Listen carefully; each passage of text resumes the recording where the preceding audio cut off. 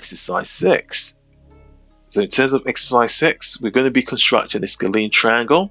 We're giving some information regarding the base.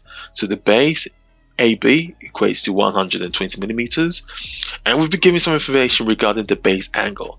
So the base angles read at 60 degrees and 22.5 degrees respectively. Hi folks, so we looked at exercise 4 where without the use of a set square or a pair of protractors, we're able to construct an equilateral triangle by using the concepts of angle construction. So we constructed two 60-degree angles, or indirectly let's say one 60-degree angle and the other 120, where the two intersect. That more or less gave us the completion of the equilateral triangle. And exercise 5 built on the application of construction of angles, where we looked at how to go about constructing a 75-degree angle, and we used that to construct an isosceles triangle that had base angles at 75 degrees. And we also had a look at another isosceles triangle, and this time we looked at a triangle where we constructed an angle of 52.5 degrees using the techniques used in constructing angles. So we're now going to look at another problem. So this is for exercise 6. So we're going to start off by constructing the base of the triangle. So I'm going to draw a ray like so. Get our compasses like so, and I'm going to measure 120, which was more or less the same as 12 centimeters, like so. So we're going to stand at one end, scribe an arc, stand at the other, scribe an arc, and that will give us our points A and B. So let's call that A, let's call that B. Then let's define the base by applying our outline.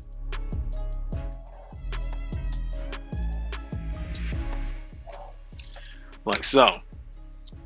So we could have taken a shortcut, got our protractor, measure 60 degrees, then the other end measure 22.5, where the two rays intersect in terms of the angles. That will more or less complete the triangle. But we're not going to do that, because I want to use this as an opportunity for us to learn how to construct angles just by using a pair of compasses and a straight edge.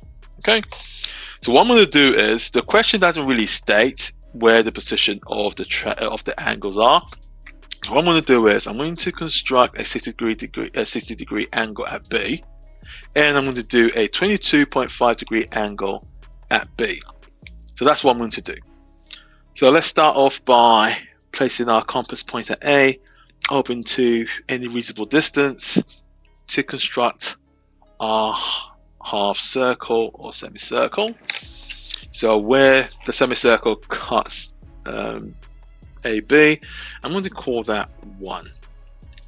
So similar to exercise 4, exercise 5, where we had the challenge to construct a 60 degree angle, I'm going to stand at 1, make sure that it's the same radius in terms of the distance of the semicircle. So opening from 1 to A will be the radius of the semicircle, and cut the semicircle.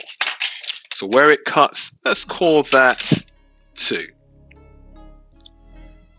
So we've done with the construction of one side of the triangle.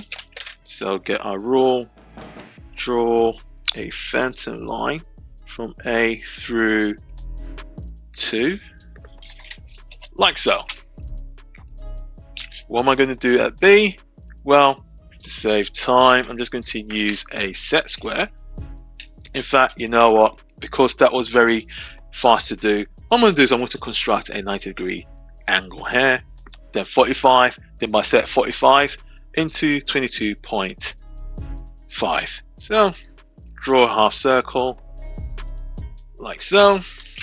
So where it cuts, I'm going to call this, use a different color this time. I'm going to call this part 3. And I'm going to call this part 4. So I'm going to stand at 4. Open more than half the length towards 3. And I'm going to scribe an arc like so. Then I'm going to do likewise at 3. Same distance scribe to cut. So where the two arcs meet, intersect, I'm going to call that 5. Okay. So I'm going to get a straight edge, or better yet, use your set square. And if you've done this correctly, it should go through B and the intersection, like so. So we've got our 90 degrees. So I'm going to bisect 90 degrees into 2 halves. So let's call this bit, for referencing purposes, let's just call that small a. So I'm going to stand at small a, open more than half the length of the chord that connects A to 3, and I'm going to scribe an arc like so. And for reference, I'm going to scribe one at the bottom, then at 3, same distance, scribe to intersect, scribe to intersect. Then using the straight edge, draw a line through the intersection where the two arcs intersect with each other. Okay. Alright, so this will give us our 45-degree ray. So let's call the point of cut, let's call it small b. And similar to bisecting the 45-degree angle, I'm going to do likewise. Open, stand at small b, open a distance more than half the distance of the chord that connects B and 3, scribe an arc like so. Stand at 3, no, same distance, and do likewise. Okay, so I'm going to draw through the intersection. So again, let's call that intersection between the arc C. I'm going to draw from B through C, like so. Okay, and where the 60-degree line and the 22.5 line intersect, that point of intersection will give us RC, so the other end of the triangle. And there we have it. We've finished the construction of the triangle as required by question 6. Then use outlines to firm out the outcome. So again, just double check. Like so. Alright, so it's a bit of a process, but at least it's given us the opportunity to learn the construction of angles. So this is our 60-degree angle, and this part gives us our 22.5 degree angle as required by the question. Then just put some dimensions in here. Okay, and do likewise here.